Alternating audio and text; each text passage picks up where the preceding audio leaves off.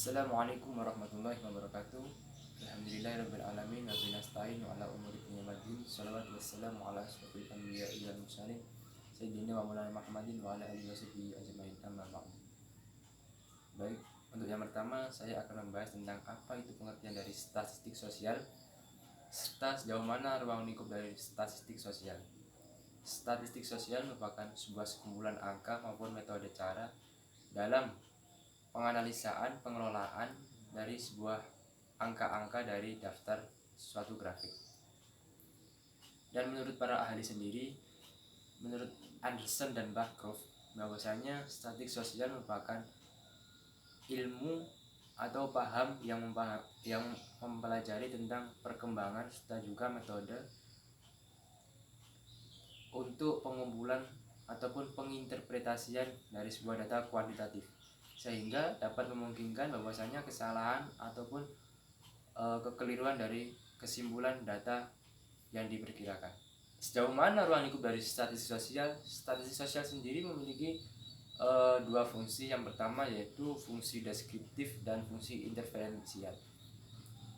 Fungsi deskriptif sendiri merupakan fungsi statistik yang dapat memahami ataupun mendeskripsikan dan menerangkan data atau suatu peristiwa.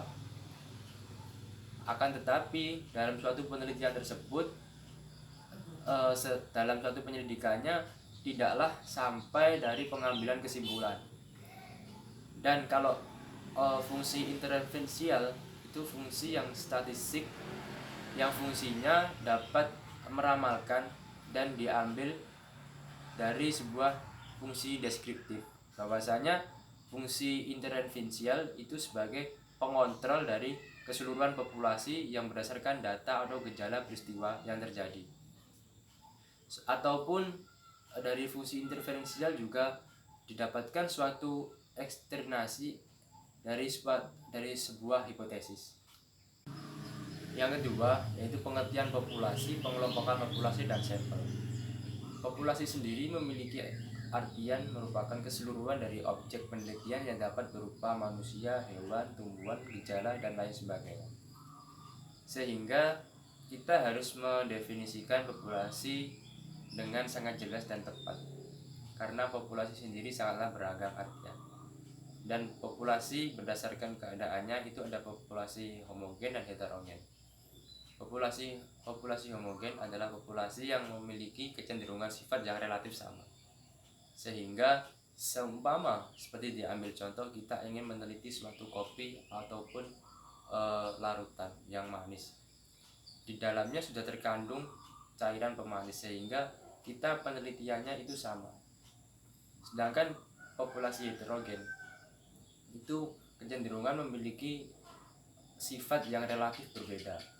Seperti halnya IQ dari suatu mahasiswa dengan mahasiswa lainnya, dan jumlah kelas dengan jumlah siswa di dalam kelas dengan jumlah keseluruhan siswa di mahasiswa. Sedangkan sampel sendiri adalah sebuah bagian dari populasi yang karakteristiknya untuk diteliti dengan baik dan tepat. Dan sampel sendiri harus bersifat representatif atau dapat menggambarkan karakter dari sebuah populasi itu sendiri. Dan untuk yang ketiga adalah menjelaskan dari jenis-jenis data dan penggunaannya.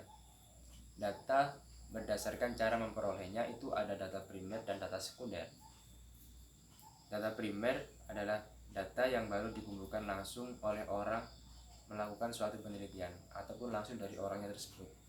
Sedangkan data sekunder adalah data yang diterima atau dikumpulkan dari berbagai sumber ataupun dari media lainnya, semisal perpustakaan, dokumen, maupun yang lain sebagainya.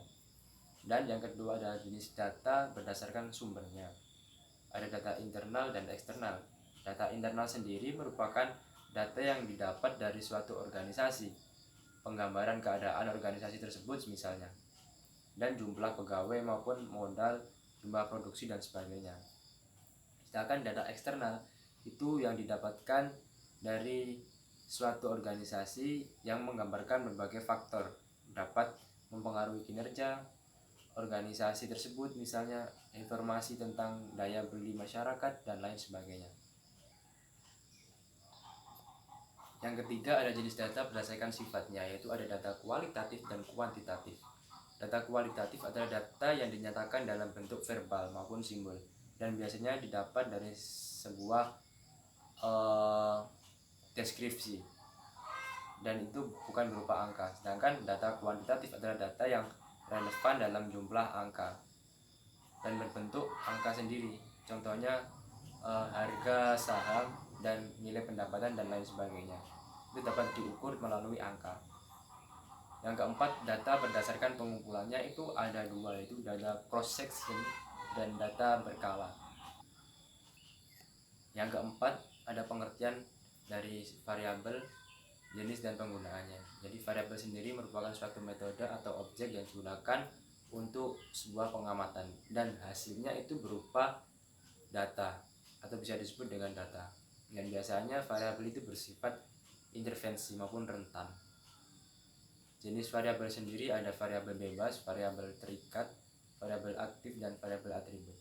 Variabel bebas adalah yang bisa disering dengan independen, yaitu variabel yang mempengaruhi atau menjadi sebab dari perubahannya timbul variabel terikat. Sedangkan variabel terikat sendiri merupakan variabel independen, variabel dependen yang dipengaruhi atau menjadi akibat dari sebuah variabel independen sendiri atau variabel bebas.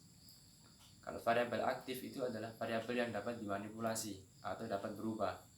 Sedangkan yang kalau variabel atribut itu adalah variabel yang sudah melekat pada diri seseorang biasanya. Contoh seperti jenis kelamin, status ekonomi, dan geografis. Itu merupakan variabel atribut. Yang terakhir jadi pengertian regresi, hubungan dengan variabel dan analisis penggunaannya. Regresi sendiri merupakan suatu metode analisis statistik yang digunakan untuk melihat suatu pengaruh antara dua data yang berbeda atau lebih dari suatu variabel. Hubungannya variabel sendiri bersifat fungsional yang diwujudkan dalam suatu model matematis. Pada analisis regresi, variabel dibedakan menjadi dua, variabel bergantung dengan variabel bebas. Kegunaan analisis regresi sendiri atau analisisnya yaitu mengetahui variabel-variabel kunci yang memiliki pengaruh terhadap suatu variabel bergantung.